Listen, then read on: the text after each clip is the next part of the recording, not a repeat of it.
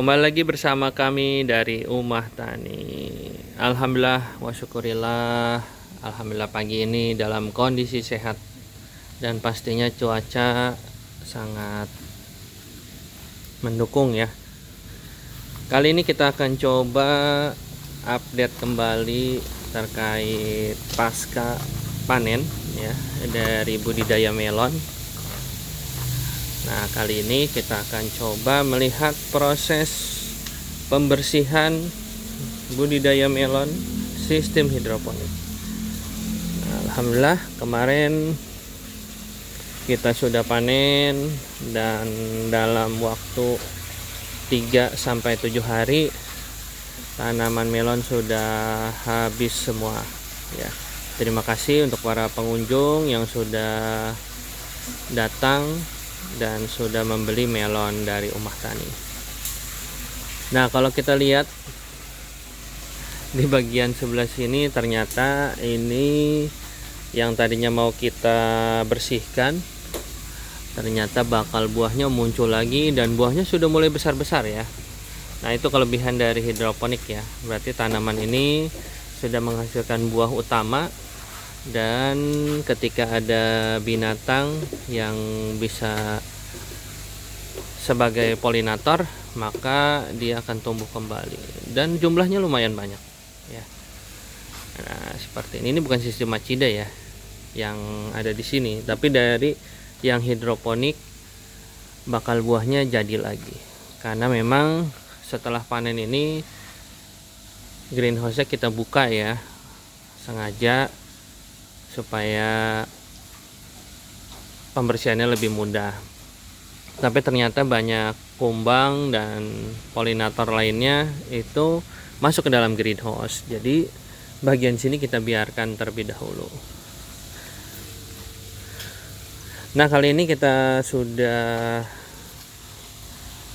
membersihkan rock wool ya, dan juga net pot yang ada. Sisa-sisa ini masih ada ya buah-buah. Ini buah yang kecil lumayan ya, ini manis banget ya walaupun memang buahnya kecil. Kita lihat.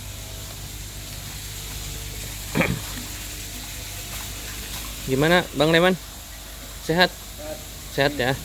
Nah, ini pembersihan pasca panen. Tinggal tarik.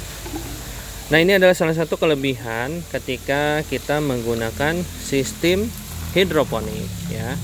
Jadi setelah panen itu cukup kita bersihkan akarnya ya, seperti ini. Lihat akarnya luar biasa. Ini dari berapa tanaman ini Bang Leman?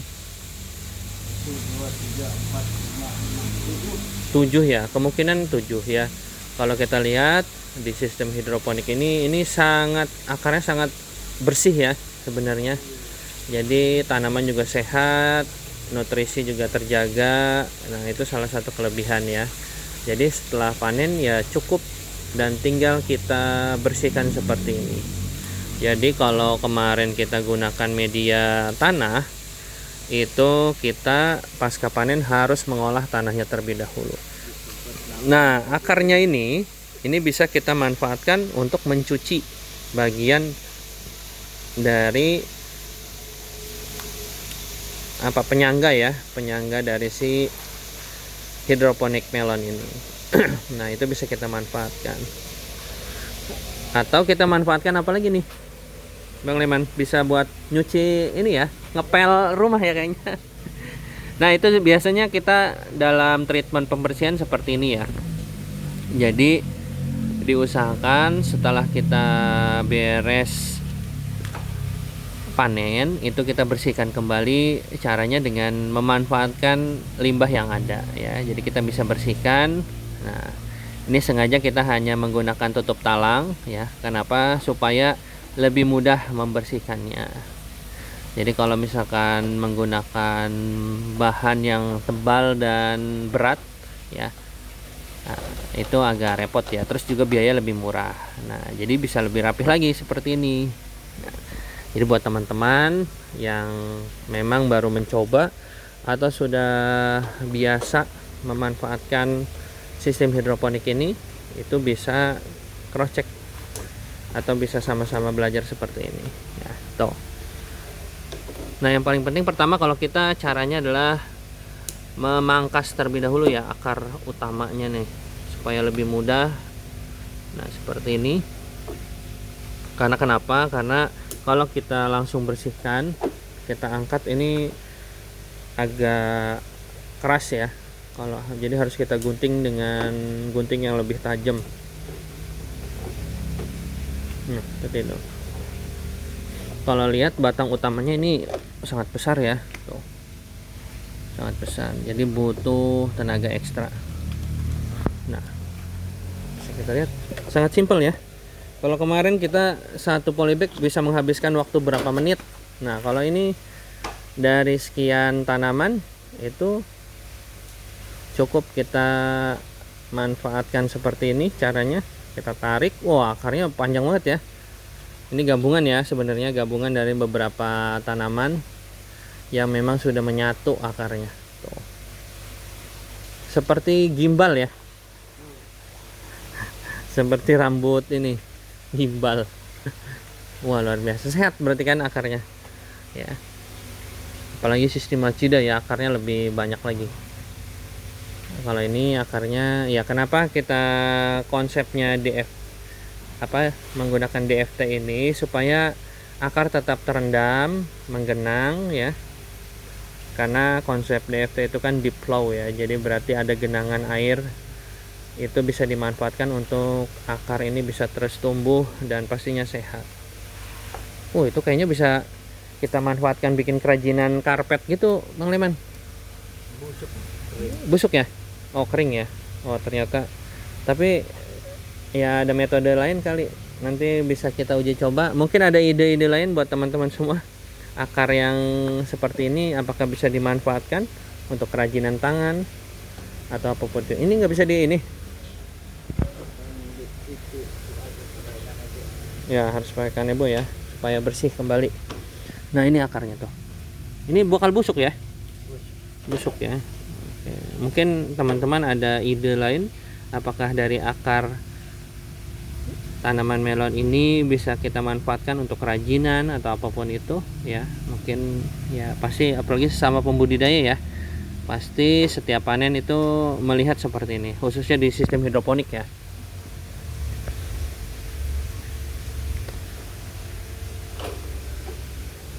Nah, itu proses yang kita lakukan setelah panen. Nanti bagian ini juga tetap kita bersihkan ya. Ini kita rendam dulu, menghilangkan, karena bagian rock woolnya ini nempel ya dengan kain flanel dan netpot ya. Ini sangat keras ini, kalau satu-satu ini agak lumayan repot ya membersihkannya. Jadi kita rendam supaya tidak kaku, nanti baru kita bersihkan satu per satu. Dan ini masih bisa dimanfaatkan ya. Jadi kelemahannya media tanamnya ini masih, kelebihannya masih bisa kita manfaatkan. Tetapi untuk rock woolnya karena memang sudah tidak bisa digunakan ya, karena banyak akar. Seperti itu. Dan yang pasti tali juga masih kita bisa manfaatkan. Ini disarankan talinya menggunakan tali PE yang lebih kuat ya. Supaya apa? Supaya nanti masa panennya bisa kita manfaatkan berikutnya. Kalau kita gunakan tali rapia biasa, itu mungkin kena panas dalam beberapa bulan saja sudah lapuk ya. Apalagi kualitas plastiknya tidak bagus. Atau juga mungkin teman-teman bisa menggunakan tali tambang ya. Ada yang menggunakan tali tambang dan macam-macam, berbagai jenis tali. Yang pasti biar lebih hemat, lebih kuat. Nah, ini ya. Banyak sekali binatang-binatang. Nanti akan kita sterilisasi setelah pembersihan semua ini, semua greenhouse ya. Bagian-bagian greenhouse nanti akan kita steril. Terus juga bagian ini ya. Ini kebocoran, nanti kita akan cross check lagi bagian mana yang masih bocor ya, karena ini agak merepotkan ya kalau yang bocor. Nanti kita akan cross check, kita akan lem, karena mungkin lemnya sudah mulai memudar ya, jadi bocor. Ya, secara keseluruhan sih posisi semuanya sudah habis ya, hanya sisa-sisa buah yang tumbuh lagi ya. Kemarin ya ukuran buahnya bervariasi, mulai dari 2, ada yang 1,5, ada yang 1 kilo bahkan ya, macam-macam. Paling besar sih kemarin 2,5 kilo ya, 2,5 kilo.